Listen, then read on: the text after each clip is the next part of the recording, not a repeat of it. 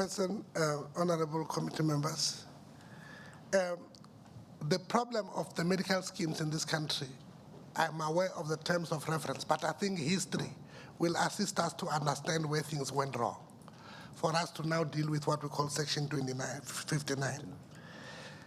The problem started in 1983 when Minister Rina Venter, at the time of the previous the regime, put that way, pronounced that medical aids will be deregulated. It's very important to know that things started with the deregulation. And indeed, in 1998, Minister Nkosazana Dlamini Zuma gave birth to that pronouncement by a deregulating scheme. And I will explain what this deregulation is about. And we then had a problem from there. What does it mean? What happened is when they were regulated, there used to be discussions between the hospital group, the medical aid group, which was RAMS. It used to be called Representative Association of Medical Schemes, as well as SAMA, which was MASA at that time. And that continued when we were SAMA, where the three groups will discuss tariffs. And the reason they were discussing tariffs was because you wanted to have certainty about what kind of service and you will get and how much it will cost.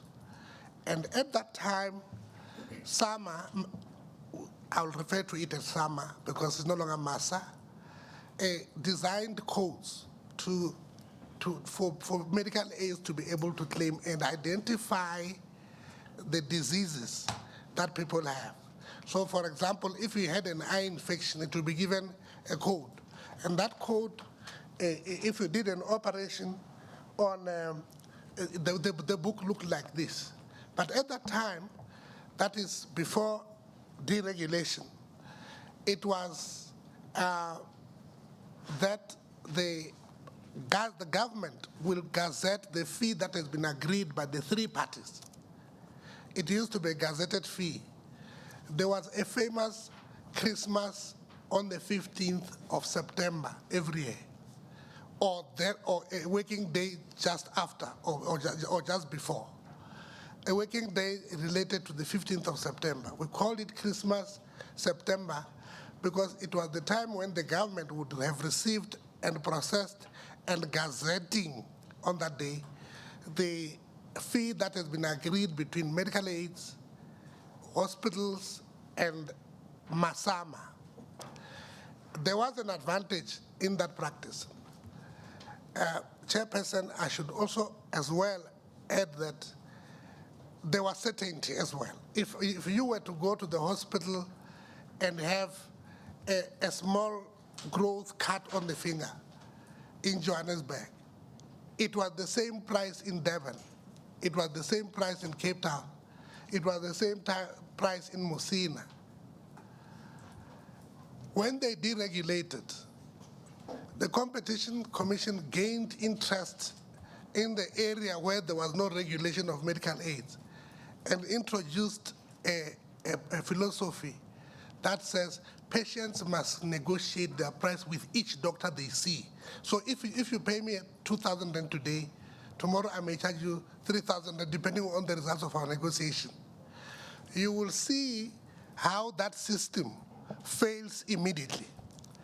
Because once you start doing that, when you come to me, I remove that growth, I will charge you 10,000. And then Dr. Valley comes, he negotiates, he pleads poverty. I'll charge him 1,000 for the same thing, the same time taken, the same material used. This is where the deregulation became a problem, which was announced initially and not implemented by Minister Rina Venter. And then when our minister, Nkosazana Dlamini Zuma, introduced this, they even nullified negotiations which were there. Up to 2003, they were still there. This is the book that we used to have. This was a product of discussions or negotiations that would have happened. Now, where are we?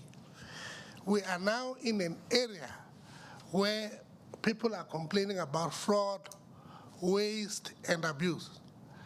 And indeed, abuse would have been there because, as we say, as you hear, if you come to me and I charge you so much and I charge somebody different, it's almost like abuse of the patients because they don't know what they are going to pay.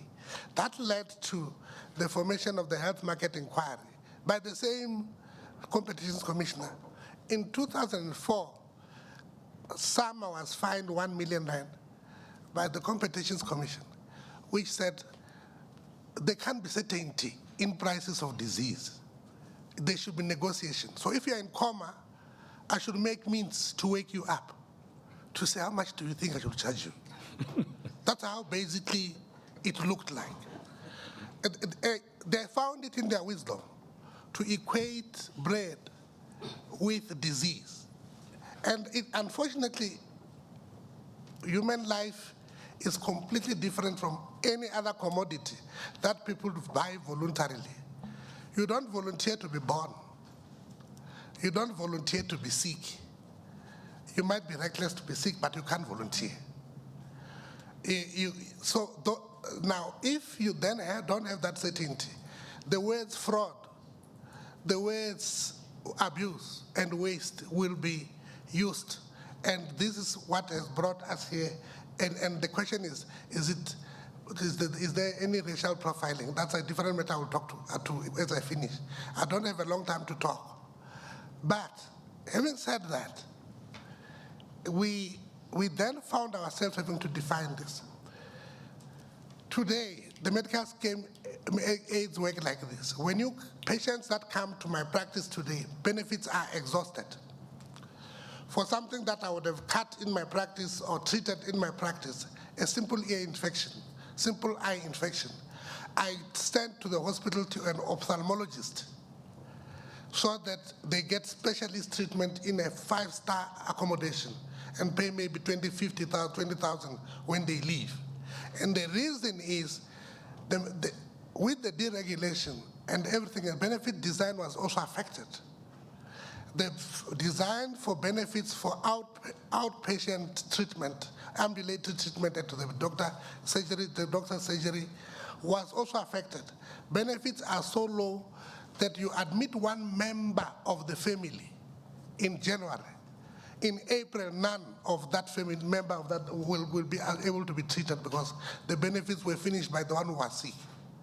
These issues cannot be ignored, Mr. Chairman.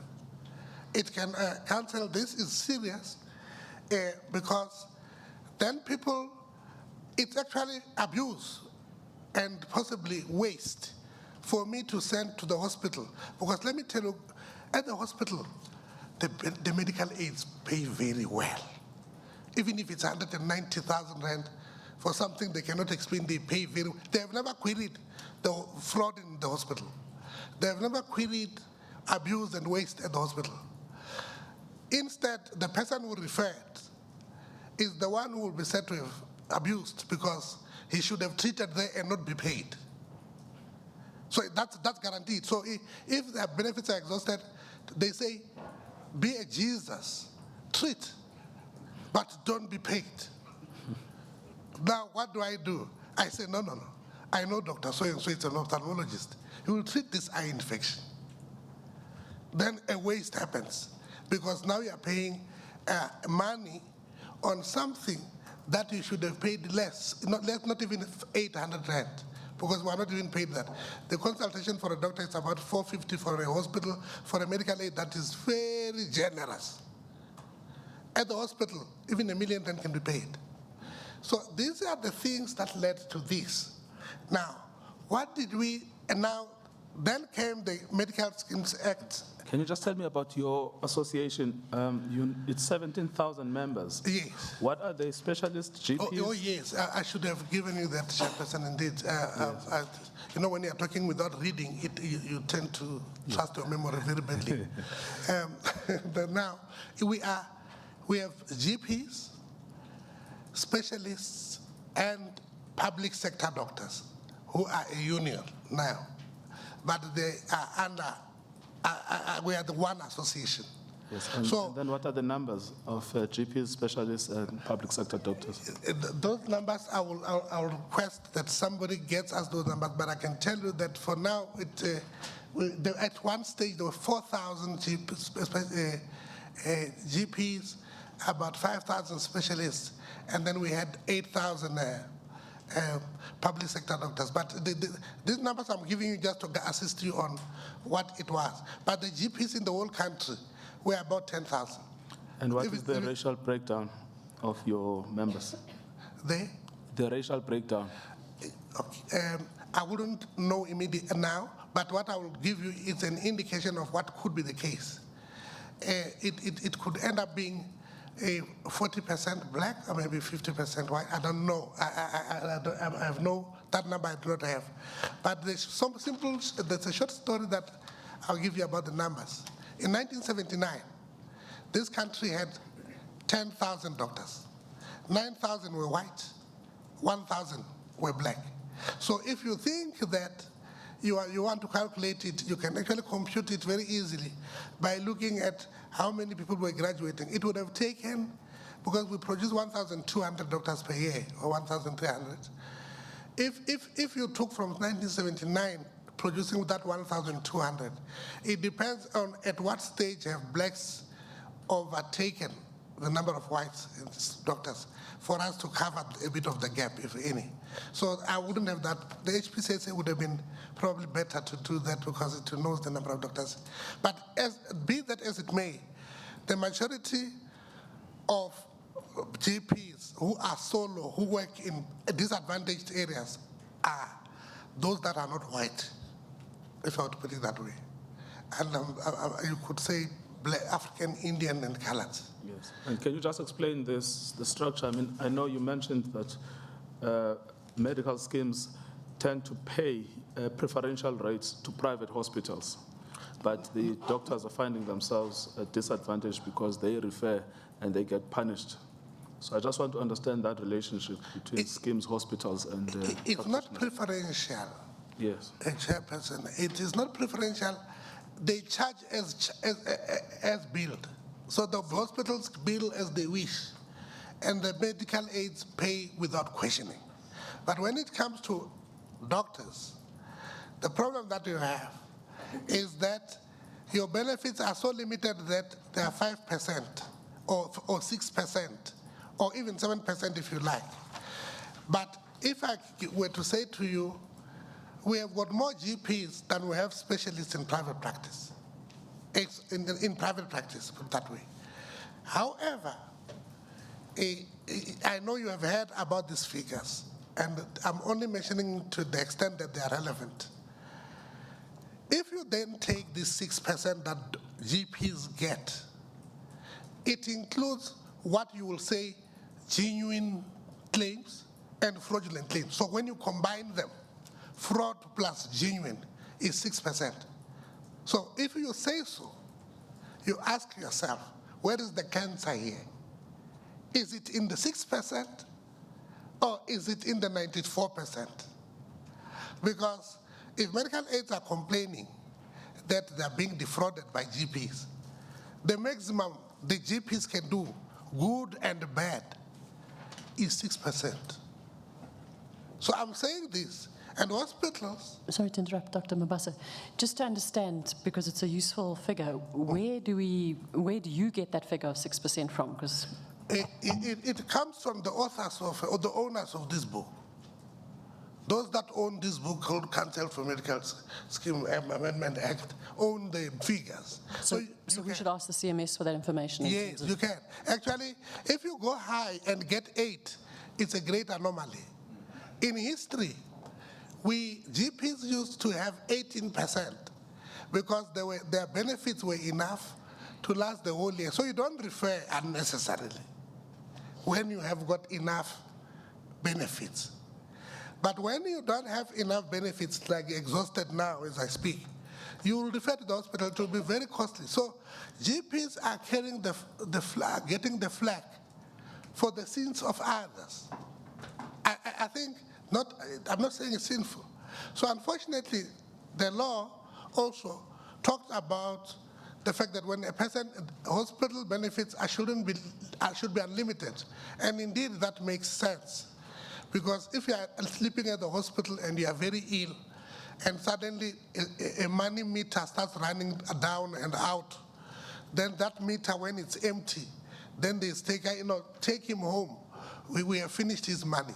It's like you were there to give them the money. After the money is finished, you are sent home. So that makes sense. But do we admit necessarily correctly? And the bloods that are taken, nobody monitors all that abuse. The issue of fraud, and you have heard it, that is about the people by mainly figures between 22 billion and 30 billion, when they like the one, it depends on who talks. But the reality is, if GPs are getting 5 billion, which is genuine plus fraudulent, I'm using the word fraudulent very guardedly. If GPs are using that and they're taking that, 5 billion only, who is taking the other 25 billion? And where is it going to? Are they being investigated? That's the other issue. Because these investigations become abnormal. I have now to wind down because you'll get the meat as we proceed, but it would have been very interesting for me to indicate to you that the way they come to your practice is very inhumane because it is on suspicion that you are earning a lot. Why are you earning a lot? That's the question. So we thought we should see you. And they don't do it just like that. They come with a camera literally on the chest as if it's a beautiful shirt that they want to display. But the reality is they will come there and look for that and ask you how you are. I'll give you only one example of somebody who was summoned in 2003 from Guyana in Limpopo next to Zimbabwe, if you'd like me to put it that way. He was doing cesarean sections. But they realized that doctors in Guyana are not doing it. So he's an outlier. He was the only one. So he was summoned to, at that time, Randburg, to come and account for why he's aiming for cesarean sections. There are human beings in Guyana, men and women, and children are born. And this man was the only one who knew how to do cesarean sections. The other 10 or 15 doctors didn't know how to. But because he was the only one doing it, it was deemed to be fraudulent. And he then drove from Guyana in the morning and met me in Metscheme at 9 o'clock. Do you have the details of this particular doctor? Yes, no, I can give you Dr. Dombo. I can give you I'll even talk to him and say I mentioned his name. Because it's clear, then I was there luckily to represent him at the time, and I said to them, why do you think it's an outlier? They say he's doing a lot of cesarean sections. I said, has any lady ever complained that they were never pregnant? So which scheme? Sorry, Dr. Mombasa, which scheme? It was Metscheme. It was then it was Metscheme, but it was Bonita. But all the Metscheme had a lot of schemes under it. So any Metscheme patient who would have been there, the majority were Bonitas because they usually work for government. So what I'm trying to say is, if you think of the fact that this doctor was suspected to be fraudulent because he's doing a procedure, because people were giving birth, and he was assisting them to do so because he was the only one, and the other 10 or 15 couldn't do it, then I will find that to be harassment. I would actually be offended. If I was not offended on that day, I was offended because I'm the one who went there with him. There was Miss Fiona Van Zyl and other investigators who were busy querying that. So I was just giving an example of arbitrary investigation. There are so many things I could say. Time is not mine. It belongs to yourselves. So, can you just tell me, because you represent both GPs and specialists, maybe your evidence could be helpful here. Is it your experience that GPs and specialists are treated the same by medical schemes, or there is a disparity of treatment? There's an automatic disparity is that obviously they earn more. Let's take it from, I have said there are more GPs than specialists. Now, if you say there are more GPs than specialists, you then say the specialists earn about 24 billion and GPs earn about 6 billion. I don't know whether you will describe that as a disparity, but it's not because of that. There should be a disparity in terms of experience at paying the payment. I wouldn't say that it's a deliberate one. Even when we negotiated, specialists were earning, there was a general practice tariff and a specialist practice. The only thing that advantaged specialists more than GPs now is what we call prescribed minimum benefits. Because once you're at the hospital, once you're admitted, it's like you have visited a lion in its den. It will eat you and even lick its own teeth. So I'm trying to put this so that we understand.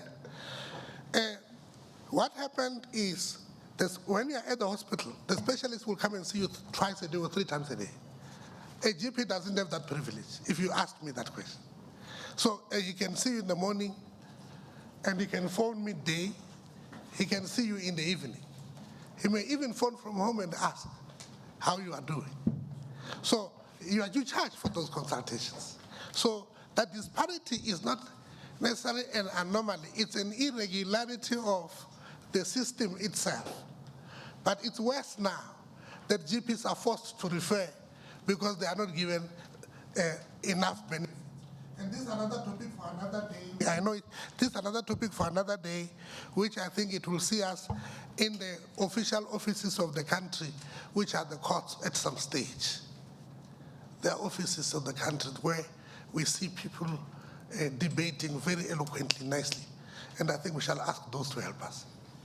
Because we were about to do that on Section 59. If you were not here, you saved the day. You would have represented us possibly at the other level. Because we wanted to go and challenge this section, which I must comment on towards conclusion, that our view at that time was that Section 59 says to the schemes, you can pay any one of the two. You can pay the patient or the doctor. If the doctor claims and you feel he has exceeded the amount that you want to pay yourself, by the way, it's not said by anybody, it's said by the scheme, with no agreement with anyone. If it was 100 rand and he claimed 120, we shall pay 120 to the patient to save money. How are you saving? Because you are paying the same 120. Why don't you pay the doctor 100 rand and leave the patient with the 20 rand if you feel you are generous? Or you don't pay it at all. The doctor will then see how to finish. But they don't do that. They pay the patient. And doctors end up, and then lastly, on the gist of your Section 59, with the choice to choose to pay should not be an option to whether you pay a doctor or a patient. If I have claimed in my name, pay me. If the patient has paid me, the patient will be given a receipt and claim in his own name. Pay them. And this section needs to be amended without doubt and emphatically so, such that it's so clear that pay the one whose name appears on the bill. That's what we want on Section 59. Because it's one of the disadvantages, and something abused, sorry for that. Lastly, the abuse by medical aids of this section is that they choose to investigate you. And when they think you are not cooperating, they blackmail you by invoking their misinterpretation of Section 59 as it's written now, and say, we're not going to pay you until you pay us money. We're going to pay the patient, or we are going to withhold your money. And Section 59 empowers us to do that. You know, Section 59, it's a salad of languages. That's my worry. It must have one language. Who do you pay? And the answer should be the one who gave you the bill. I'm being made aware of something I may be omitting.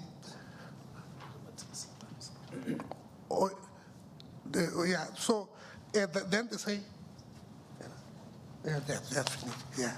No, yeah, fine. They will read this. They will come with this. Thanks a lot. I think generally I've stated what I wanted to say, and I hope that. No, Dr. Just tell me, I mean, because you represent all of these doctors, you might help us with the complaints coming to you from your members about the conduct of schemes. Yes. I mean, do you have data that you can share with us that tells you that we see in proportion more black doctors than white doctors, or statistics of that nature? Whilst we cannot comment fully authoritatively in that regard, but judging by the fact that a majority of doctors serving under service area are blacks, one could just say so, but if it exists anywhere, it will be condemned to the fullest. But however, you will have examples of names. Henneke, as she presents, I guess that she has examples of names that are there to answer your question. Can I? Sorry, Sure. just Maybe if we could assist in this regard, we will probably go back to the office and then go back maybe over the last few years and do a stat of all the complaints that have been presented, and happy to present that to the committee. So you will do a table of, because you represent your member practitioners in these disputes. So all Section 59 disputes, and then a breakdown by race. Thank you. Who will be the next? Henneke. Dr. Fervey? Okay. Yes, Ms. Verwey, that would be me. Just to confirm again, as stated earlier, I'm a legal advisor at the South African Medical Association. So the presentation that I will be giving is based on my department's experience and the issues that we typically encounter when we assist some of our members with these claims audits and forensic investigations. We are furthermore then taking the liberty of putting to your committee our interpretation in terms of the law with regard to Section 59. And I'll do that briefly.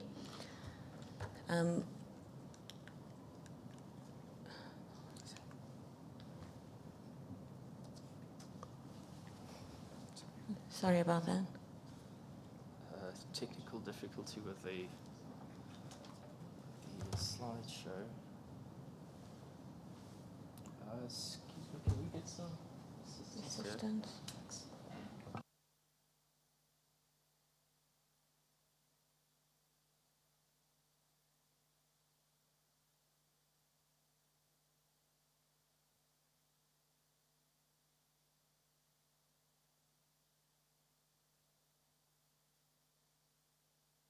Sorry about that.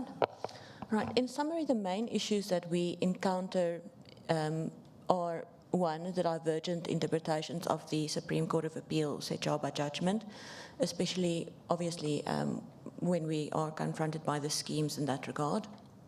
Then, secondly, procedural fairness in the manner in which the schemes are conducting these investigations. Furthermore, related to the manner in which the schemes collect some of the evidence in preparation or during the course of the investigations. Then the quantification of claims on the part of the medical schemes with the eye on, obviously, settlement or acknowledgement of debt.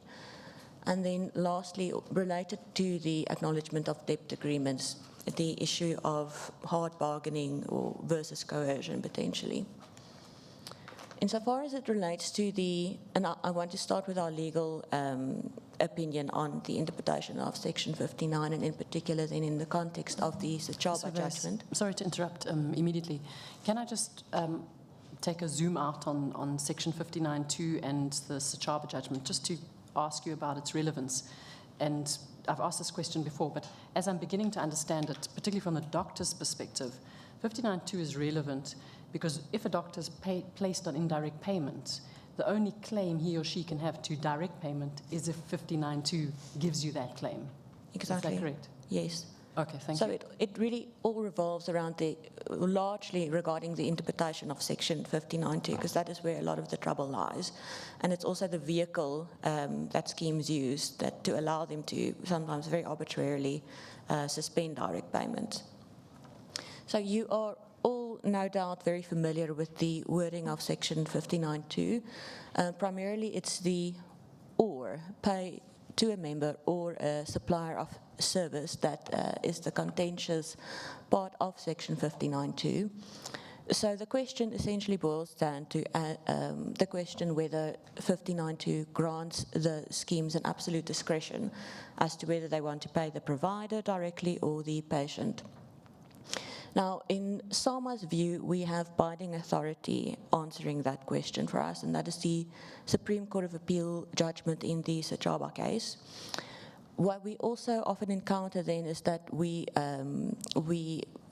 PALMED ruling from the Council for Medical Schemes is also sometimes cited by the medical schemes when we bring up the Sachaba authority.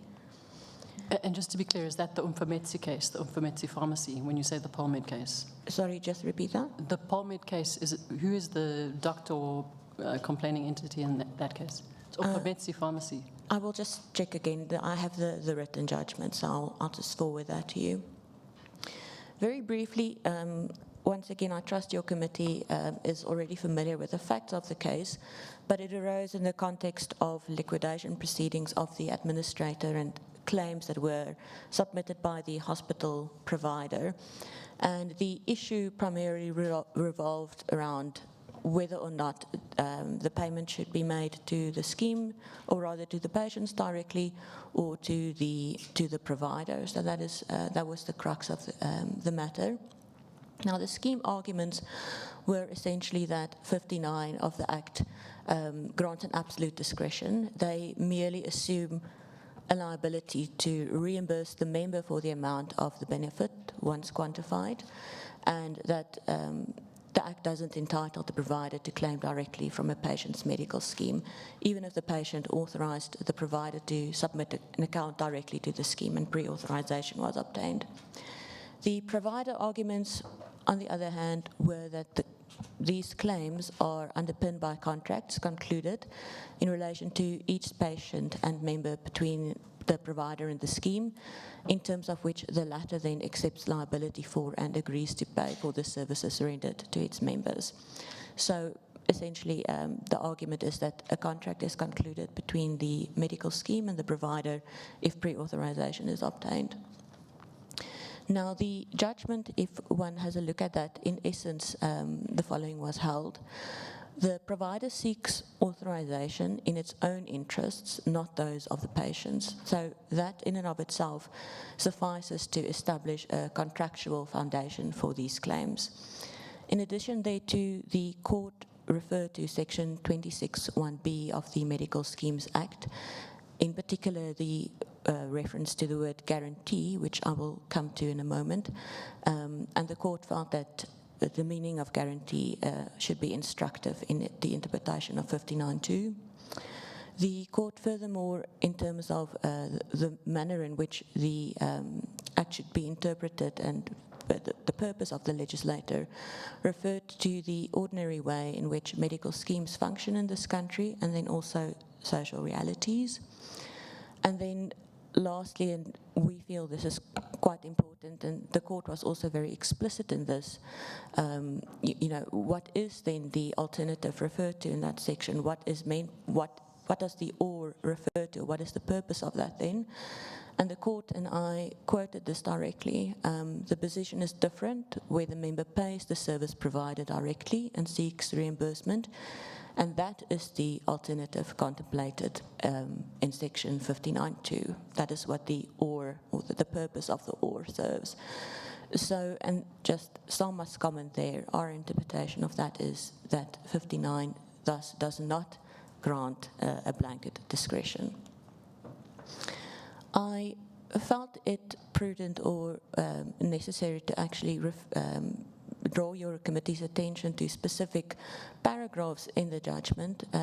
After the fact, I can also refer you to the specific paragraphs. But the court's reasoning was as follows. It felt that the services are rendered firstly upon a declaration by the member concerned that he is a fully paid up member of the scheme, and then secondly, an authorization by the provider via its administrators that the services may be provided and will be paid by the scheme. This is then the basis for the decision or the submission that was made that these claims are underpinned by contracts between the scheme and between the provider. In this regard, the court also... Sorry, Ms. Vervey, could you just tell me what paragraph number you find that in? That there's a contractual relationship between the provider and the scheme? Would it be in order if I send that to you later? I have the judgment and then I will refer you to the specific paragraphs. It's fine. I mean, I've read it. I just wanted to know where you... Yeah.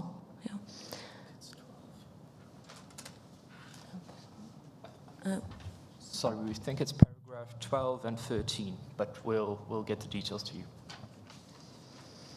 So the fact that the provider seeks this authorization and does it in its own interests, not those of the patient, alone suffices to establish a contractual foundation for these claims. And then we think something that is quite instructive is the court's reference to section 26(1)(b) and the meaning of guarantee and the fact that the section states that these benefits are guaranteed. The court stated that the expression guarantee does not make sense in a situation where the scheme's only obligation is to reimburse its member for the amount of any benefit. What would one then be guaranteeing? A guarantee is an obligation given by one party on behalf of another to discharge that other liability to a third party. So it is obliged to guarantee to its members that it will discharge to the extent of the benefits set out in the schedule of benefits their liability to the healthcare providers who render services. Once again, this approach accords with the ordinary way in which medical schemes function in the country. Construing the obligations of medical schemes in that way constrains them to function in a manner that is consonant with the social realities. And we also state that one should consider what would have been the purpose of the legislator, and when one takes the social realities into account, that makes a lot of sense. The court went on to state that this construction of 26(1)(b) is not the only basis for reaching the conclusion that medical schemes are obliged to pay their members medical bills in accordance with the scheme benefits. The court then went on to provide its interpretation of section 59(1) and 59(2) of the Act.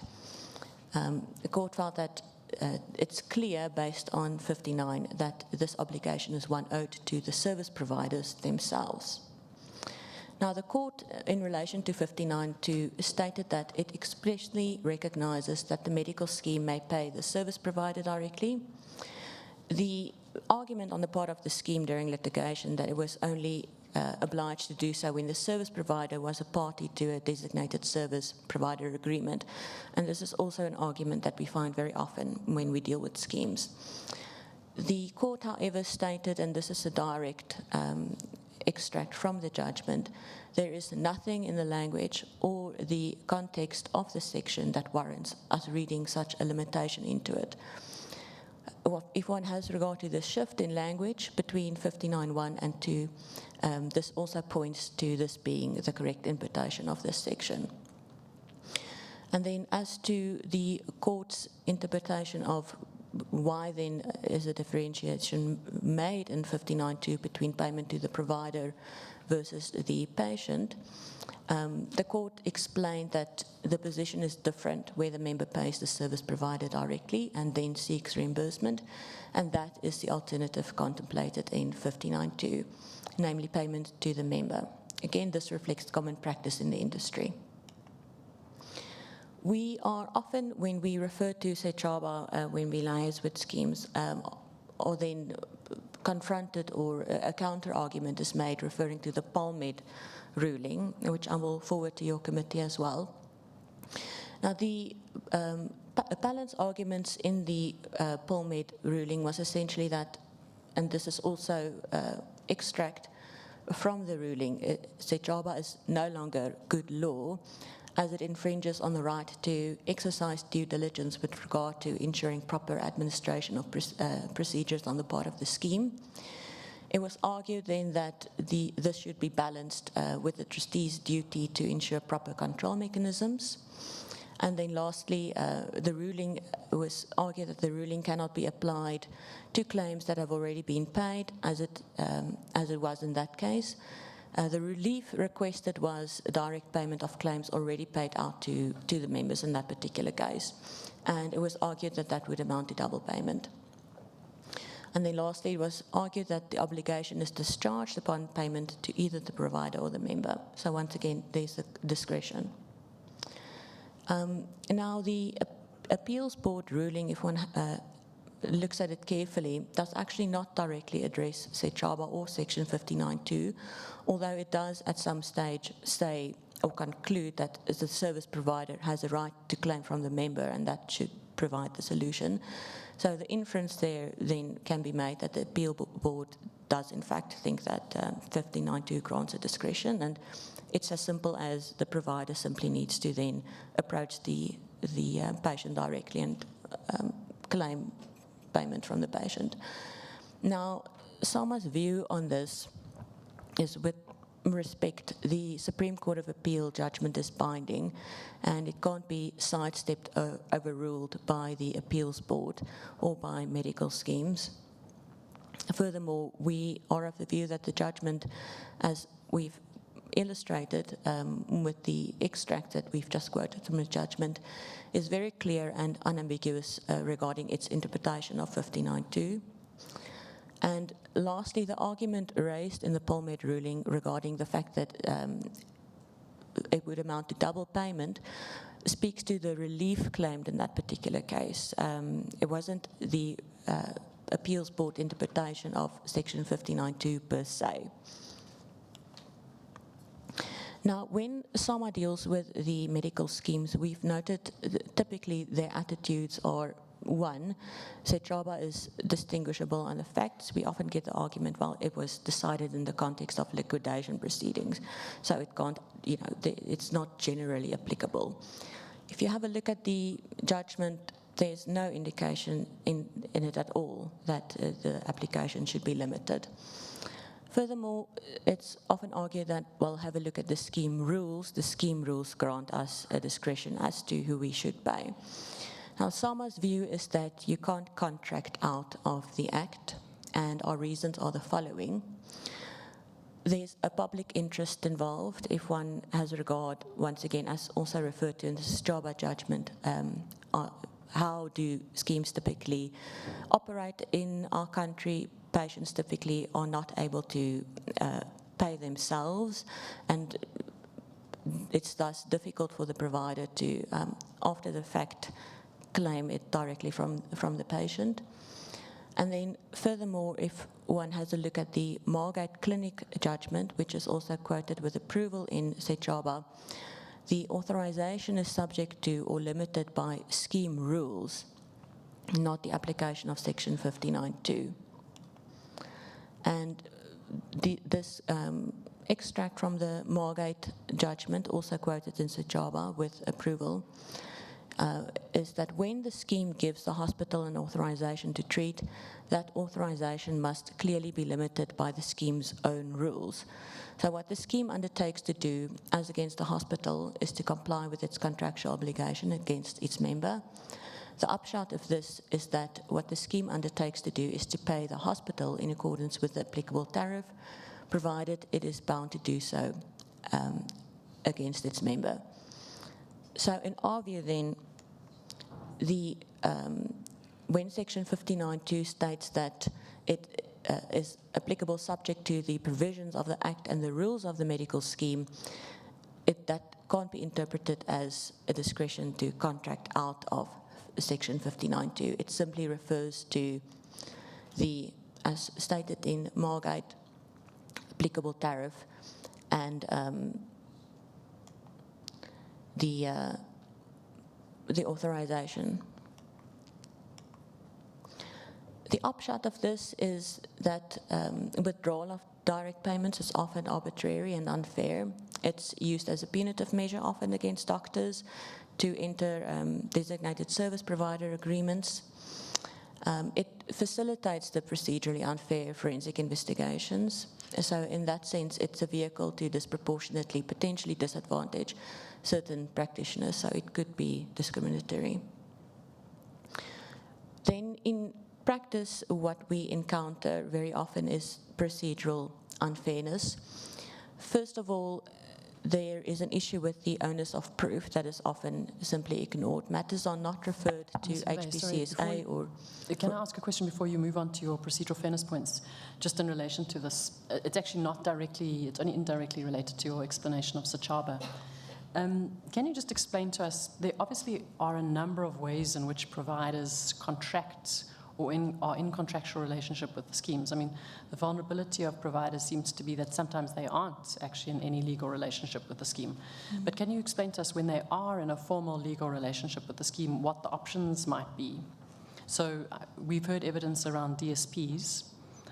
We've heard some evidence on pre-authorization, which seem to be two examples of a contractual relationship. Are there others? In my opinion or my experience, based on Sechaba, the first option or first possibility is a contractual relationship concluded, as you say, with pre-authorization. And then I agree, then the second possibility is if there is, in fact, a contract, a designated service provider contract.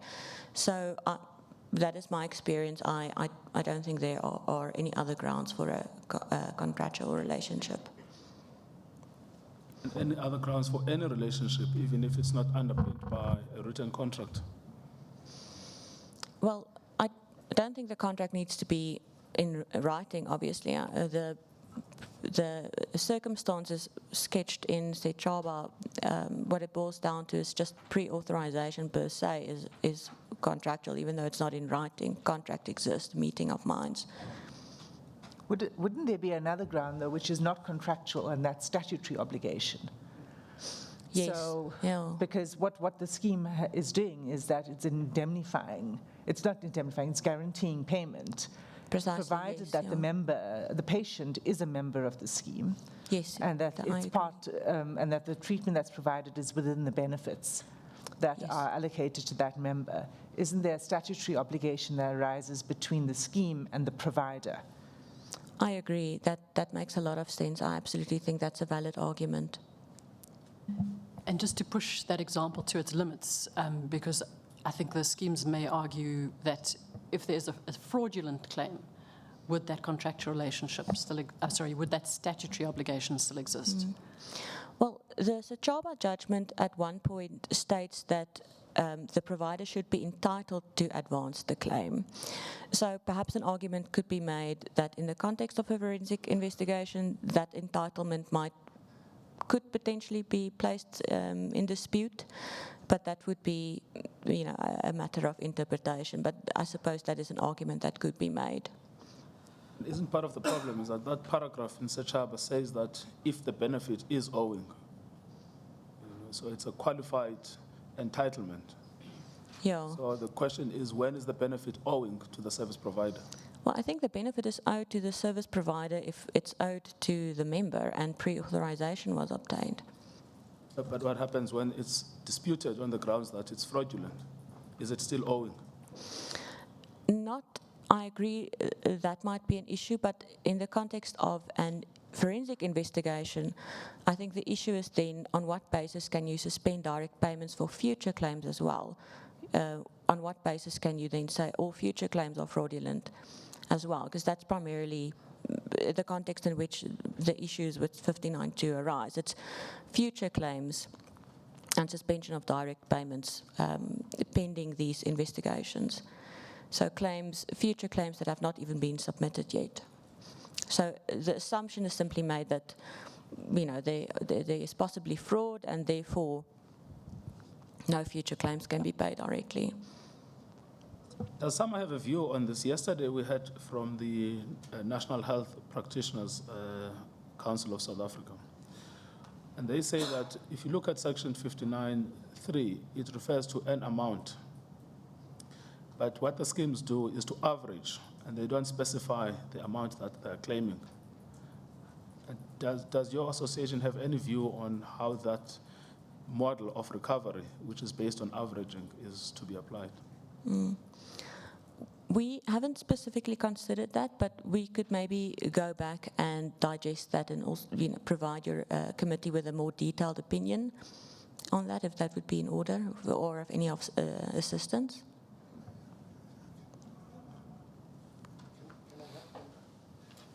Yes. What the schemes do is they work on two examples and tell you that you are owing 20% of these two examples. So 20% of your claims the past 3 years must be paid back, which is obviously troublesome. I just wanted to.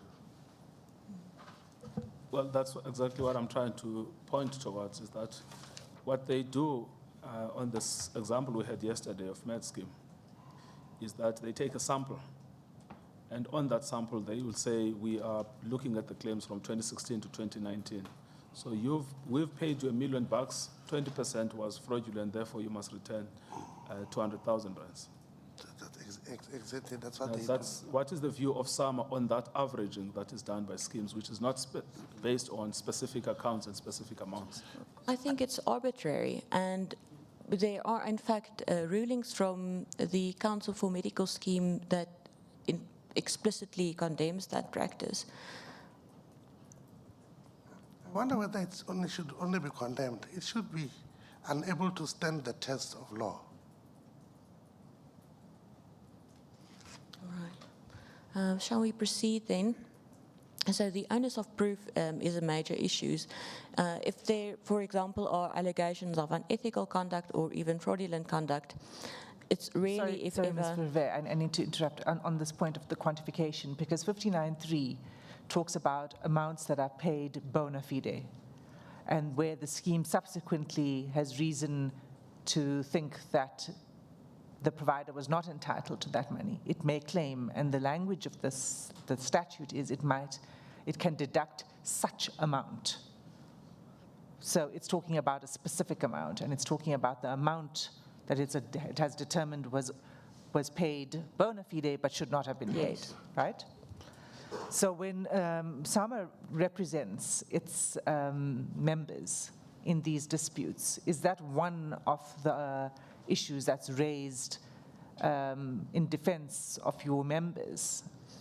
And what is the response by the schemes to that defense that you present on behalf of your members? Yeah, we often insist that we should be furnished with a line-by-line summary, not just a benchmark amount or some sort of a percentage of claims submitted during the period of review.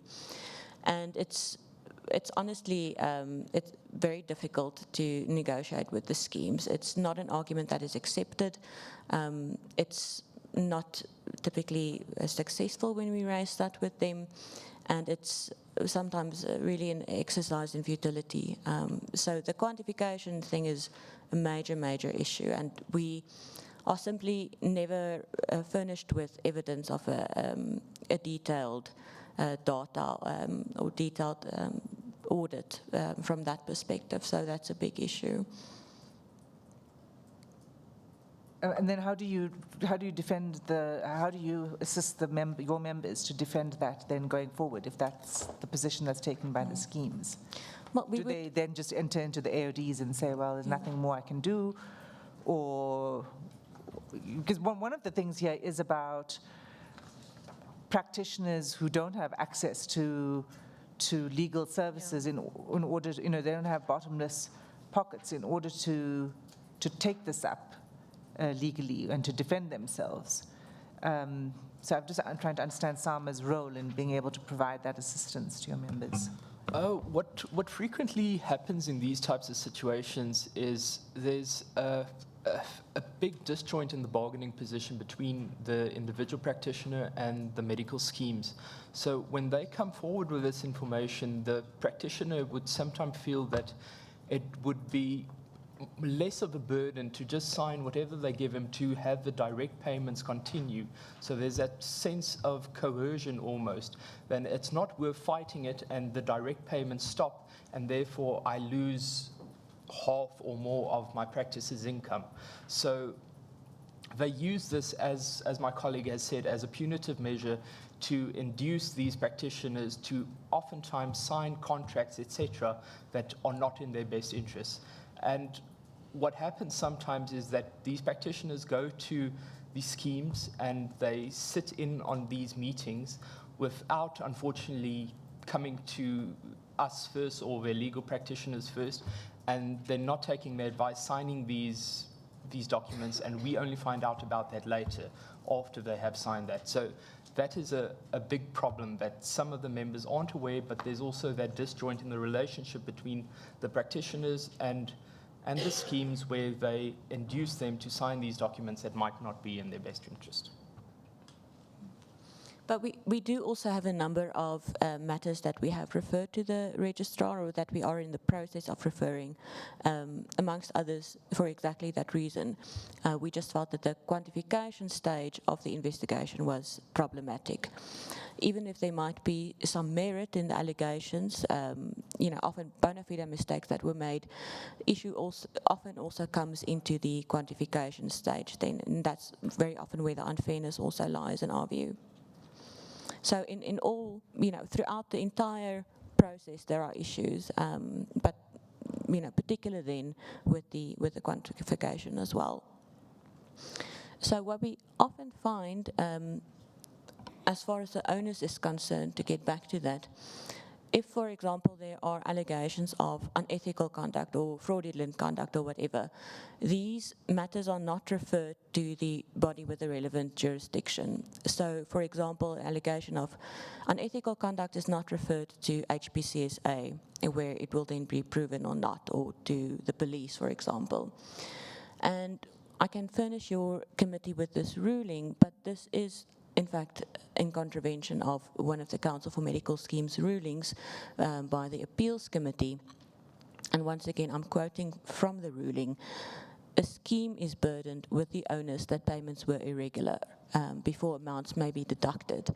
And it would be considered fair practice to allow for the discussions and feedback from the regulators, meaning HPCSA, before a scheme applies Section 59. And we think that's just right. Whoever makes allegations should bear the onus. That's just fair. There's then a second ruling as well from the registrar, stating that the scheme is liable to fund any claims in the event that it does not have any proof of allegations, and in the event that said conduct was not reported to the relevant authority for further investigations and recommendations, meaning, for example, HPCSA or the police. When was that ruling made? Let me have a look. I have it, a hard copy with me. Do you know against which scheme it was made? I can have a look for you. I have hard copies with me, so I can just hand it. But I'm just trying to establish. I'd like to know that information. So when you have an opportunity to do so, please, whether the scheme is then complying with the ruling going forward or not. Okay, I will. I have the hard copy, so I'll just hand it over to you.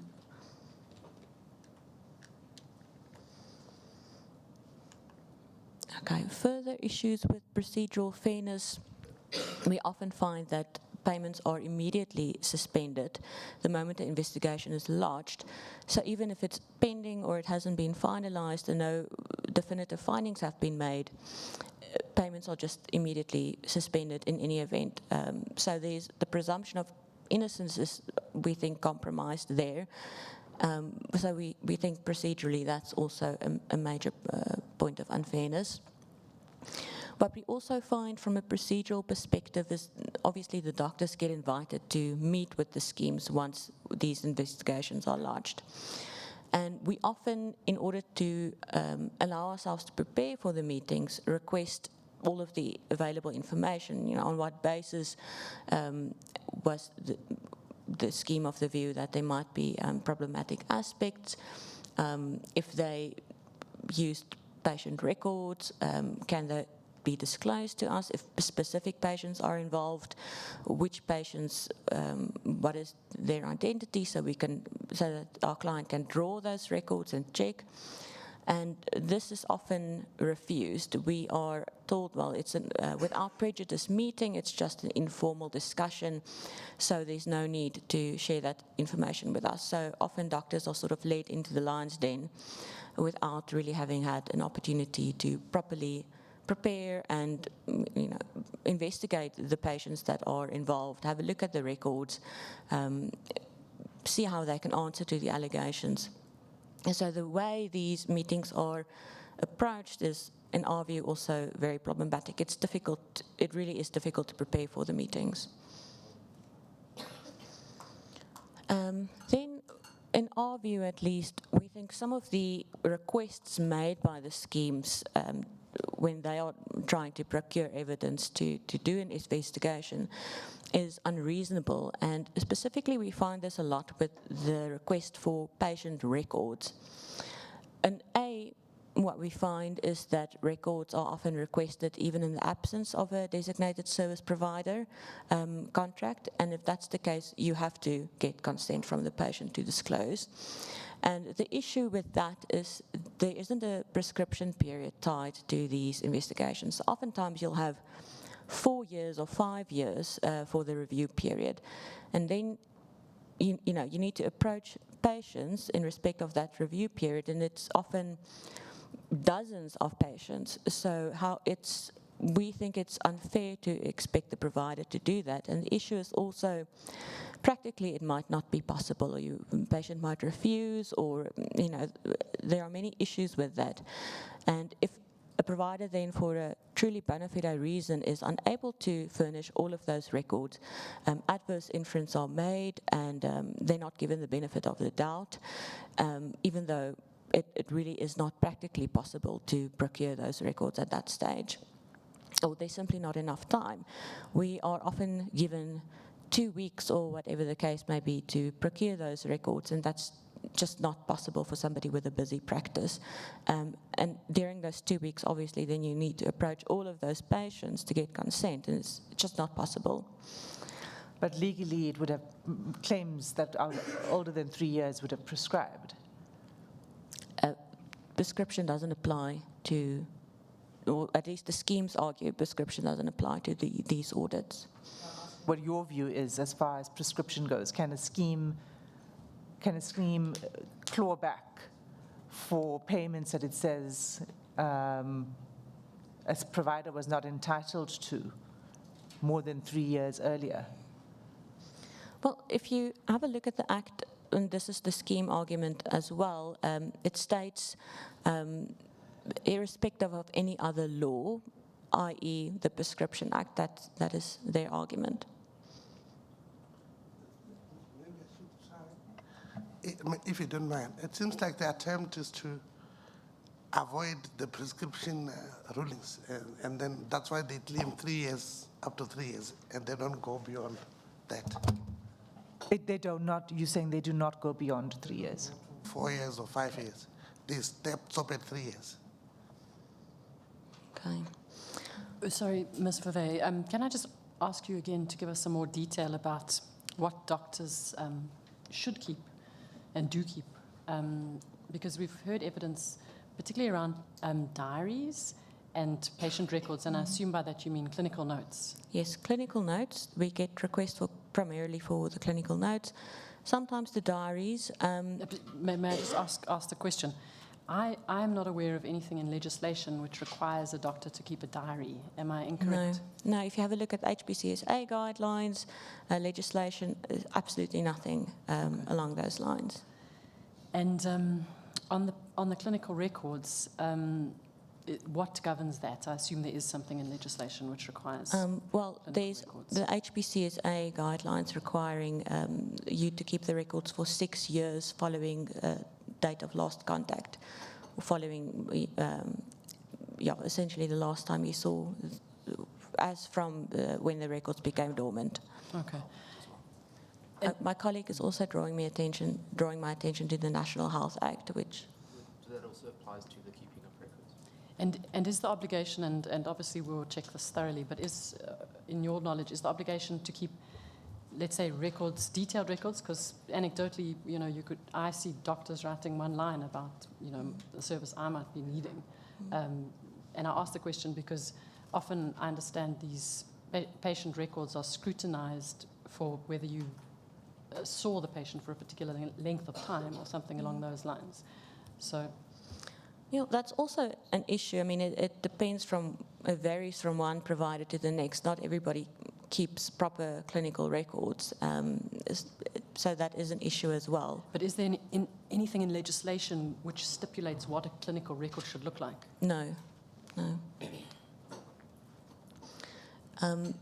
So yes, that is an issue as well. And further, in relation to these meetings, what we find sometimes is the meetings are recorded, but we are not allowed to obtain a copy of the recording, which is problematic as well, especially if the provider isn't legally represented, because there might be allegations, or the provider might feel that there was coercion during the meeting, and then if he or she wants to take it to the registrar, for example. Have you attended, has anyone from SAMA attended any of these meetings? What we've heard are harrowing stories that the doctors are bullied, they are coerced, they are made to sign, they ask questions, the questions are not answered.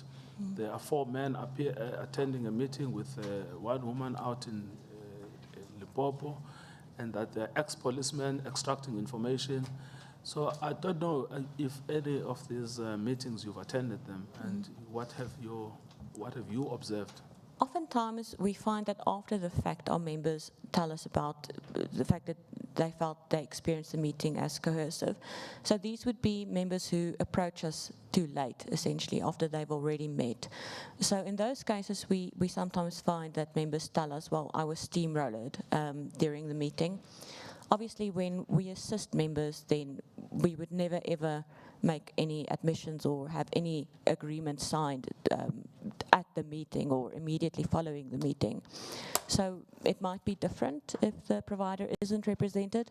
Certainly, we have attended meetings that we felt were very aggressive. Obviously, that, you know, by all means, I suppose if the scheme wants to take that approach, it's not inherently unlawful. But absolutely, the meetings can be quite antagonistic and intimidating to the doctors, and it is sometimes, it feels like it's a witch hunt, and the decision has already been made. Is it true on the meetings? Sorry. Sorry, I wanted to say I've attended more than 10, just to say, to be conservative. I've seen it with my own eyes. What have you seen with your own eyes? Yes, what I've seen is they tell you, we investigated, they come with affidavits that are signed by patients in your apps, without patients. Is it true the schemes come to these meetings with ex-policemen who have no clinical experience, and they start questioning the professional judgments made by doctors? Yes, actually the person who is hired, they're actually an embedded employees. They're ex-policemen. So I've seen them, I know them by names, some of them. What's a typical meeting like? I mean, the allegations of bullying and harassment and coercion are serious allegations.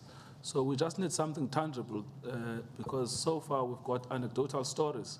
I will you will elaborate on that. Yes, I will. Thank you. All right. I just want to chip in there as well, insofar as it relates to the attendees of the meeting.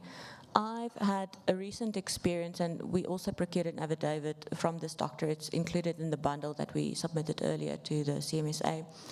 The doctor is and certain clinical aspects were challenged by a doctor who investigated the matter, but she's a general practitioner. So our member was very upset about the fact that he, as a specialist, did not have a specialist from the same branch of the profession having a look at his records from a clinical perspective. So we feel also if a clinical review is conducted and a specialist is involved, it's problematic then if it's a GP doing the clinical review. Ms. Verwey, you said that the meetings are recorded, but the recordings are not provided to the health service provider. What is the reason the schemes provide? Sometimes it is provided, other times it's not. Oftentimes the recordings are deleted, or it might be stated, well, it was a without prejudice meeting, so therefore there's no reason for you to get the minutes. So not really very convincing excuses in our mind.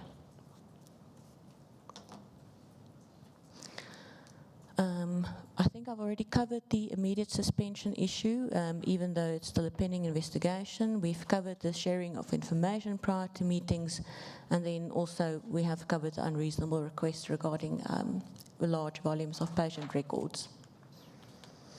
Now, the collection of evidence is also potentially an issue. We have a lot of doctors who have the experience of probes being sent to their practice, which, as far as we are concerned, or our interpretation of the law, there's no legislation prohibiting that.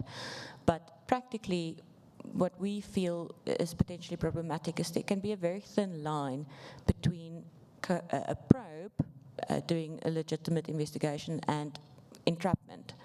So it would depend on the probe's approach, but anecdotally, I've also heard stories, not cases that I've personally dealt with, but from my colleagues, doctor colleagues, who felt that it really actually amounted to entrapment. Unfortunately, I can't put that on record because it is anecdotal and wasn't an investigation that I personally dealt with. Are your colleagues willing to provide that evidence? I'll query. And then, obviously, surreptitious recordings are often made as well, not just during the probing, but also when the schemes meet with the member at their practice. Those meetings will then be recorded and later used as evidence. And also, I've had a case where that recording was not shared with me. So the issue with that then is also, it's difficult to determine then whether the scheme complied with the relevant legislation. It is permitted to make a surreptitious recording, but there are certain requirements, and then after the fact, you're not really able to determine whether those were complied with. And then lastly, and we have an affidavit, actually in respect of Dr. Vali's case, regarding potentially coercive measures taken when procuring evidence from patients.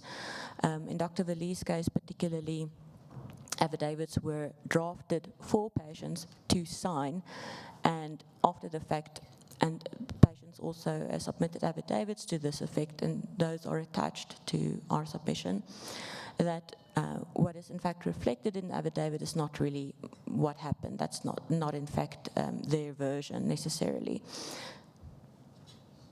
So, and we do have at least one example on record supported by an affidavit. Then also, major issue is the quantification stage of these investigations. Really, if ever, are we furnished with line-by-line calculations. We are furnished with benchmark amounts, or oftentimes they'll say we're going to subtract a percentage of the value of allegedly undue claims during the review period. So, for example, if the issue that the scheme has relates to a certain medication or whatever the case may be, all of those claims during the review period would be deducted without any regard for the potential that some of those claims surely are legitimate and were correctly submitted. So I think that also again speaks to a lack of a proper forensic audit. So yeah, the quantification is arbitrary a lot of the time.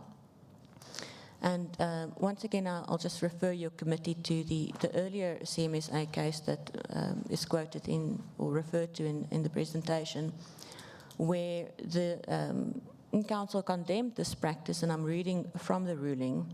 Whilst the scheme is within its rights to recover money due to it, what is due to the scheme is not an average or benchmark amount. And further, the scheme needs to provide the actual claims which it believes were claimed and paid for in error. Further, to furnish the provider with raw data is not acceptable. And this is, I would say, 99% of the time we get these benchmark amounts. We simply don't get enough details. So that's also very problematic. It makes it very difficult to arrive at a fair quantification. As I've said earlier, allegations might have some merit. Sometimes, claims are submitted incorrectly, especially when it comes to coding interpretations. There might be bona fide issues there. But nevertheless, then you must give us a proper quantification that makes sense and that we can double check and that is fair.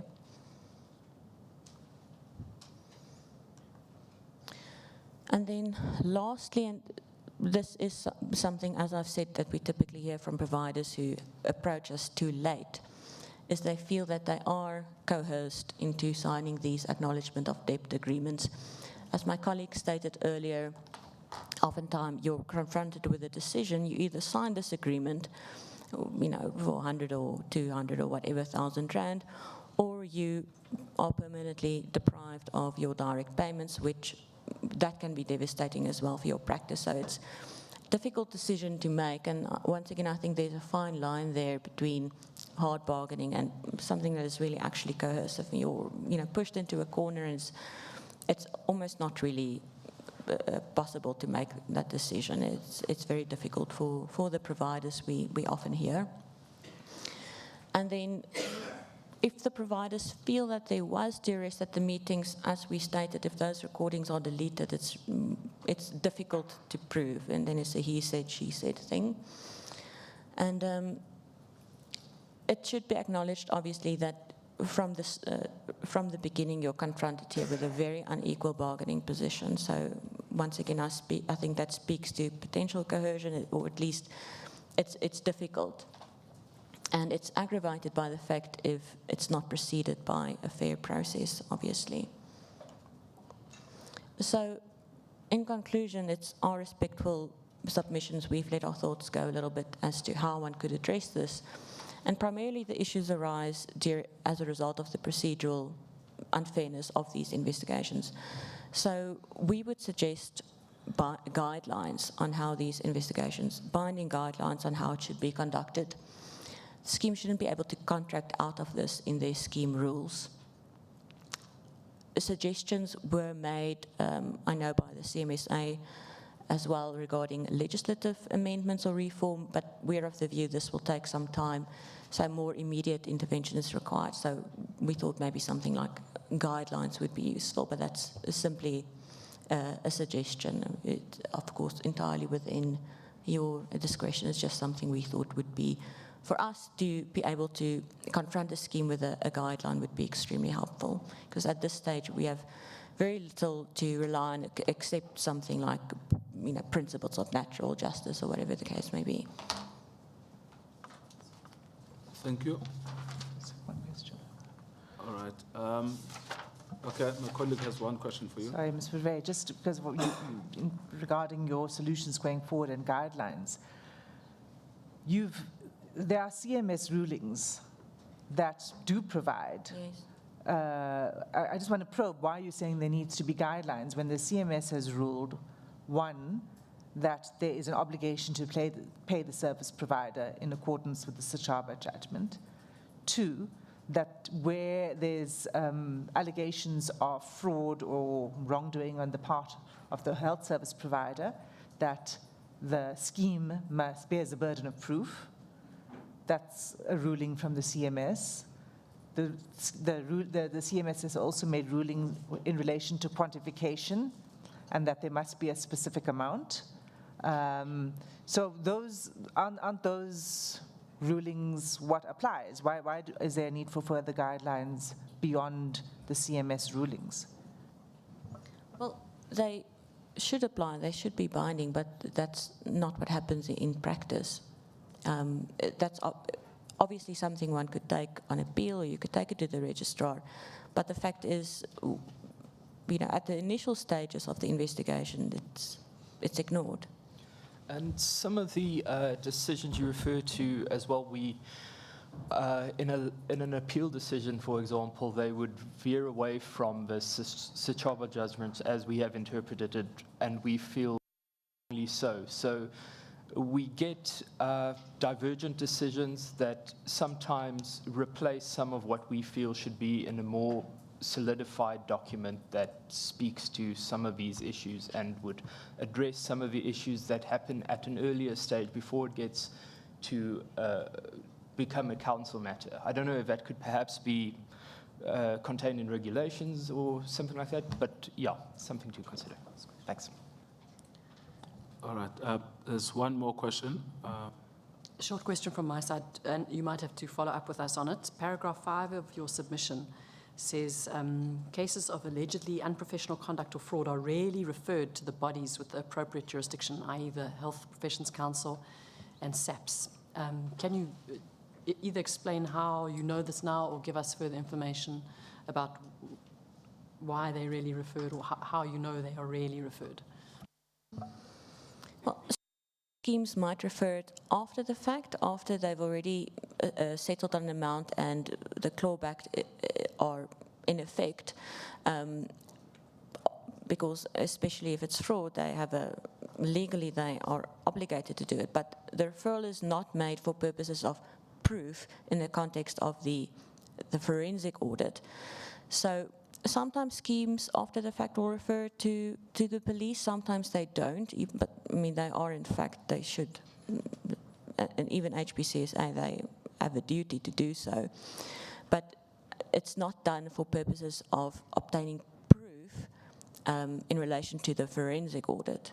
So, you know, they might indulge the practitioner and say, well, we're not going to refer to HPCSA, that, you know, we won't do that to you, but you know, we're signing the acknowledgement of debt.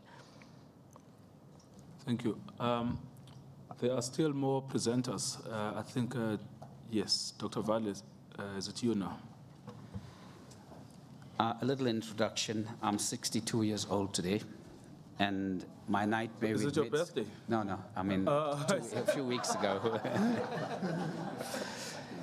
and my nightmare started when I was about 45, 46 years of age.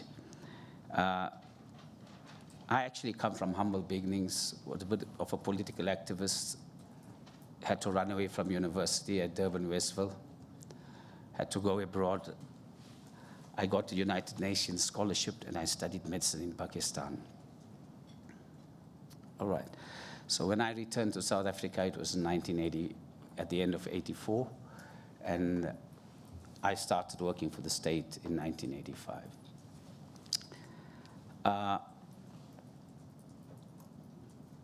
You must forgive me, I've traveled. It was at short notice. I came in at 4:30. I made all the arrangements. It was my intent to drive down, but fortunately my son managed to get me tickets. And I'm a bit exhausted and of course quite anxious. Anxious not only because I'm amidst so many people here, but anxious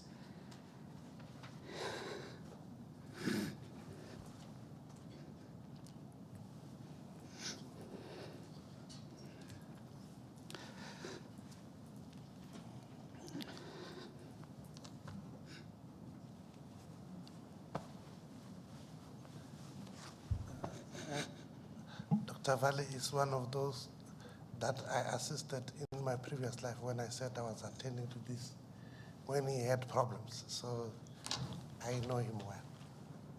Thank you. Well, let's carry on. We have the time.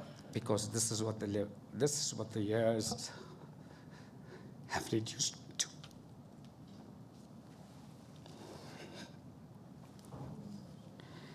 Anyway, sorry about this emotional outbreak. To me, I felt that the steering committee was a prayer answered, because I always wanted to explain how I felt. And unfortunately, I kept all documentations, did lots of research until 2015. And in 2015, when I moved rooms, it just crossed my mind that this is just a bad omen, so I burnt most of them. or rather I should say I burnt almost all of them. But just to give you an understanding of how things work, and this nightmare started in August 2002. It starts simply. You get a letter from, in this case, my case from MedScheme, saying that they need to do a forensic audit on my practice. Now, at that time, I had left state practice around about 1992, though I did limited state practice at that time, and I was going full-time into practice as a private practitioner. There were no obstetrician gynecologists in my town, so I had spent about 7 or 8 years doing obstetrics in teaching institutes. I offered the service together with my private practice. Inevitably, because you're doing obstetrics, your volume and your time of work increases. You're out at odd hours of the day, odd hours of the night, and you're trying to keep things sane. So, yes, the practice was making good money. I was seeing lots of patients, probably between 45 and 50 a day. But I worked extremely hard. I mean, I would do an average of about 20 deliveries a month. Now, 20 deliveries, or rather, 20 deliveries a month, which the vast majority of obstetrician gynaes are doing now. I would do lots of procedures, gynae procedures, ectopic pregnancies, stuff like that. But when a medical aid judges you, it does not judge you by what quality or what kind of work you produce. It judges you in comparison to the other people around you as to how much income you generate. So because you are earning more than the average person around you, you come under scrutiny. And initially, it was just, I was strained. There was, there was concern, there was anguish. I was not so worried. And I didn't think that, I know I hadn't done anything wrong. So I kind of wanted to just follow the pattern. So they requested that you come with your attorney, which I did. But it's an expensive exercise now to get an attorney from Durban. I'm based in Port Shepstone. I traveled from Port Shepstone to Durban. I got an attorney from Durban to come down with me. But the beauty of it is that you will sit in a meeting, and there's never a point at which your attorney needs to intervene because the meetings are conducted in very, sophisticated manner without any intent to offend anyone. But the questions that you get asked are, what percentage of your clientele belong to this medical age? What percentage of your clientele, have this problem? So what they do, and this I saw in my second meeting, they have a means of how to calculate what they're going to ask you for. So there is a page, I had that, unfortunately I destroyed it. I had that. They will ask, according to the questions you answered randomly, this is not even questions that you prepared for. You just coming for a meeting. You asked me what percentage of clients that I see are bonitas. I could probably say 50, I could say 80. I don't know, and because that's not a true reflection. But this is what they did. And subsequently, they asked me to give me my purchase slips for medication over a period of time, which I did. Now, in 2002, there was a lot of medication that was given to you for, if you purchased 100 of something, you could probably get 300 of something. And this is what they did. At that time, the perverse incentives, the ruling only changed in 2005. So I would buy 100 Augmentin, for instance, and I'll get 300 because that is the deal. For every one you buy, you get 2 free. And it's how we lived. All the doctors did that. So I gave my invoices knowing that there was nothing wrong. But of course, they came back with all their calculations. They asked for a second meeting. Unfortunately, I couldn't afford an attorney for the second meeting, so I went. Now, during all this time, I continued to see patients, and I continued to bill the medical aid. I continued to purchase medicine and give it because I've got a dispensing license to do so. And I'm in a rural area, or now a semi-rural area. At my second meeting, I sat there and they told me that, you owe us 300,000 rands and you need to pay us 300,000 rands. And I said, now, how did you come to such a judgment of 300,000 rands? And, and on the desk, they threw me this piece of paper, and I said, but these are questions you asked me randomly. I gave you a random question. This is not, it was just something you asked me, I didn't have a true, it's not a factual answer. No, but that is what you owe us, no problem. I came back home and I thought about it and I said, hey, you know what? I did not commit this offense. Doctors, unfortunately, are secretive when they get called up for investigations. So I didn't have any assistance from colleagues, though, and at that point, I actually didn't know that so many of them had already been called upon and fees were already extorted from them. So I innocently decided, you know what, I need to prove my innocence. Why should I take the route of paying them 300,000 rands?